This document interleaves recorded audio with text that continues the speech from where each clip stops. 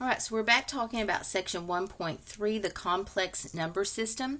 So I want to start this video with just a recap of our subset categories.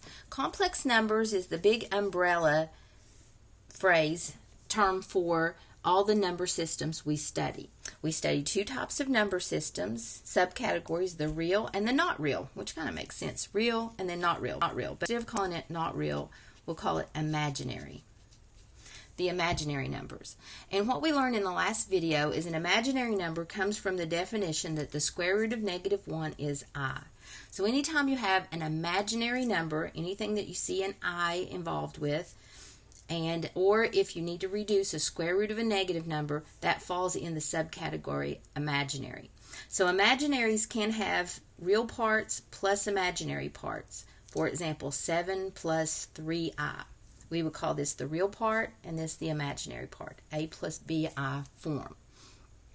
So they're kind of easy to point out. There's an I there, or it's a square root with a negative, imaginary. Now the real number system is a little more complicated because it has a lot more subcategories.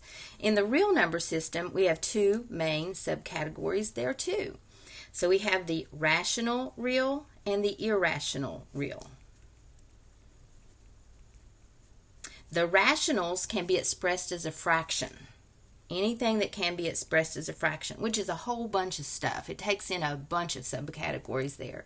The irrationals cannot be expressed as a fraction. Some common examples of that, probably the most common one we know of is pi. Pi is an irrational number, about 3.14, but it goes on and it never terminates, it never repeats.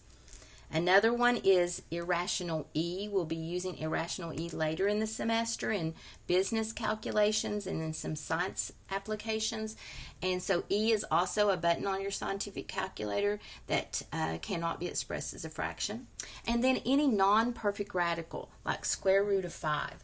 Any non-perfect, so square root of 20, square root of anything that's not perfect, 103, all of those will be irrational and will not convert back to a fraction.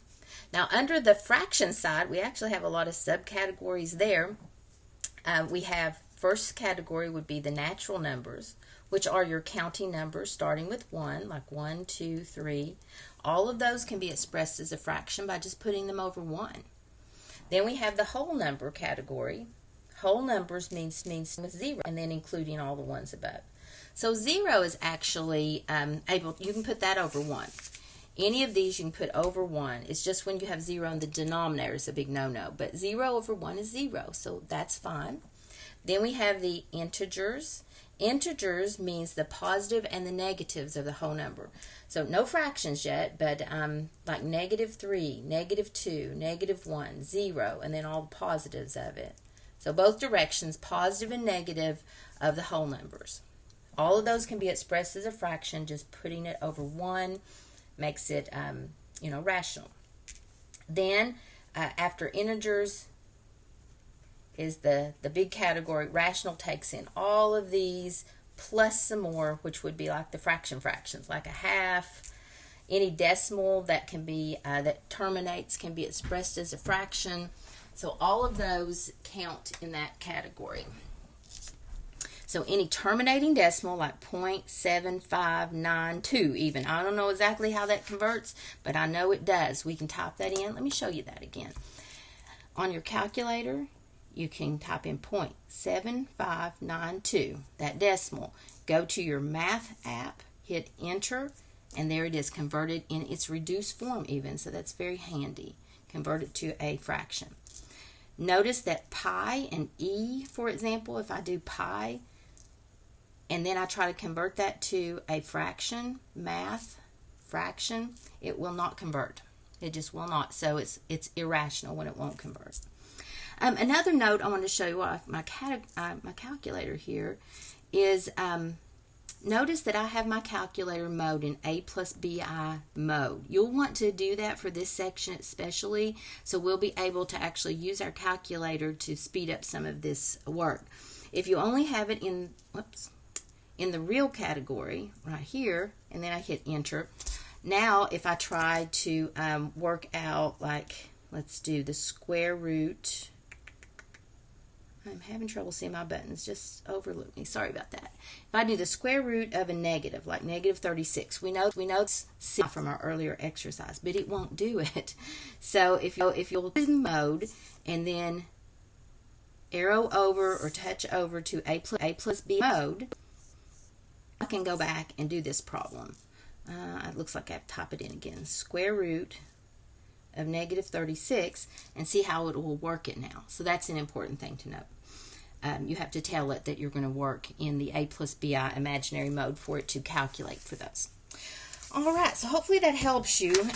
Moving along though, back into our lesson plan. So in your handout, now we're going to do our operations. Now that we know how to identify the subcategories and we know how to reduce radicals, now we're going to add, subtract, multiply, and divide imaginaries. Now back to your calculator. If you have it in a plus bi mode, it may just do these for you, and that is acceptable. I always say though it's good to have a base knowledge of how to do it without the calculator. So I just think you do, you have a deeper level of understanding, and you'll type it better on your calculator and notice if you have a wrong answer if you understand it a little bit. So even though you may use the calculators to do these, let me talk to you about these operations. So to simplify with add and subtract, you simply add these like they're like terms. So for addition, there's nothing to distribute here, so we can just simply drop those parentheses, but parentheses are around it for emphasis that this is an a plus bi and this is an a plus bi, so you've got two complex numbers that you're combining. But in action, you can just drop those parentheses, combine the like terms, that's 8, and 2i and minus 2i actually cancel, so it's just 8 for your answer there. And again, your calculator can do that, but I like for you to see that as well and know that that it's true that whenever you're doing complex numbers, adding and subtracting, you're just combining those like they're like terms. Now on this one, we'll need to distribute the subtraction first. This 5 plus 2i, we can just drop the parentheses since there's nothing to distribute. But for the subtraction, that will distribute. So simplify that first, and then combine any like terms. 5 and minus 3 is 2. 2i and 2i, they're both positive, is 4i, and then that would be your answer. And it would need to be in this order, a plus bi order, always the imaginary listed second. For this next one, again distributing the negative sign, 2i, that's a pure imaginary in front there, but here we distribute, get a positive 1 and a minus 3i. Then combine the like terms, 2i and minus 3i is minus 1i, and then plus 1. Now, if I type it in my labs like that, it's technically wrong because it's in the wrong order. So I do need to rewrite it, and I kind of did that just to demonstrate that. You will need to write it in that order. The positive 1's the real part, and minus 1i for the imaginary part. All right, moving on to multiplication.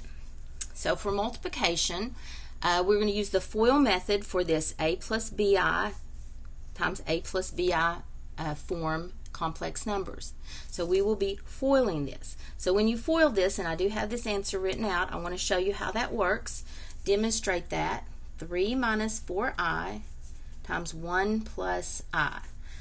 So the FOIL method, F-O-I-L, stands for when you have a binomial times a binomial that you can kind of, it's like double distributing. You're going to distribute this times this and this, and then distribute this times this and this. So you're double distributing, but F would show or stand for the motion of the first times the first there, 3.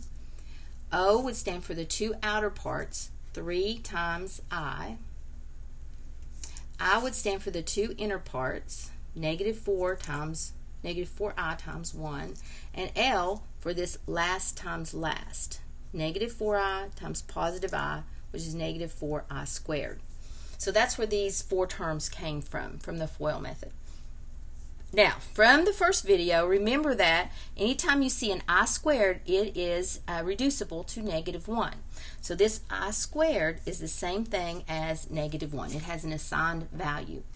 So since that's negative 1, it's basically going to change the sign of that term. So negative 4 times negative 1 becomes plus 4. So that becomes a positive 4. Notice we've combined the middle terms. 3i and minus 4i is just 1i. It's actually negative 1i, isn't it? It's a typo. Fix that. And then you have the 3 in front. So it's 3 minus I. Sorry about that. Again, notice that's 3i minus 4i. 4i been a negative 1i there. And then that's positive 4. But 3 and 4 makes the 7. 7 minus 1i. So that would be your final answer. And the way you type it in, 7 minus 1i or just 7 minus I. Now, from there, I'd like you to pause the video and try these two listed below. Try them by hand. I know that I've mentioned you can use the calculator, but again, I think for the practice of it, it's good to do this by hand as well. All right, so moving on, 3 times 4 is 12. 3 times I is 3i. Inner, negative 28i. And last times last is negative 7. Now notice how I times I would be I squared. So I squared is going to occur when you FOIL these. If they're in A plus BI mode form, that's just naturally happening on the last times the last. So kind of expect that. And then the I squared, because it's negative 1, will then multiply and change the sign of that last term. So we've got 12 and 7, which is 19. 3i minus 28i is negative 25i. Now let's notice how we can do that on our calculator. So we can use our parentheses and do 3 minus 7. I hope I don't have trouble finding that little I button. Oh, here it is. It's on the bottom row. I, close your parenthesis, times 4 plus just I, and then enter. Notice it's the same thing we got here, 19 minus 25i. So that is another way to do it. So again, number 2, first is 10, outer is minus 4i, inner is 35i, and last times last is minus 14i squared. The I squared term becomes the opposite sign, or plus 14, for the reasons we said above. 10 and 14 is 24. Oh, that was the 35 on that. And then negative 4i and 35i is 31i. And that would be your final answer for number 2. All right, let's talk about some other powers of I. So we've already defined regular I as the square root of negative 1. That's foundational by definition. And when you both sides, it leads to I squared being negative 1. We've used that above. Those are the two you use most often. But if you're wondering, and if it comes up, there are higher powers of I. If we were to do I to the third, that's equivalent to I to the first times I to the second. From above, that would be I times negative 1, which would make negative I. So we can derive I to the third as these two times together. So negative I is its value. I to the fourth we could define as different ways, but sorry about that. I squared times I squared would be one way of evaluating this. And I squared is negative 1. Negative 1 times negative 1, that makes it positive 1. So once we get, those are the 4, and those are the only 4 values too. So that's where I'll stop. So I squared, I to the third, and I to the fourth are the 4 special powers of I. After that, the values repeat. So once you get to the I to the fifth, we can use I to the fourth times I to the first. All the I to the fourth drop out as just a 1 by this definition. So it starts back up at the top with I. And then I to the sixth would be the next one down, negative 1, and so on and so forth. So a way to figure out higher powers of I is divide out the 4s. All of the I to the fourth powers are just 1, and so they just drop out and then start repeating. And so example, I to the 23rd, we just need to divide out all the 4s and see what's left. So I to the fourth 5 times, I to the fourth raised to the fifth would be I to the 20th. All of that's just a big old 1. And then what's left in 20 would be 3 more. So it's equivalent to I to the third. From the list above, that's negative I. So you divide out any of the 4s. Whatever's left over from that is your value of I. And we'll pick up on the next video with the last topic here.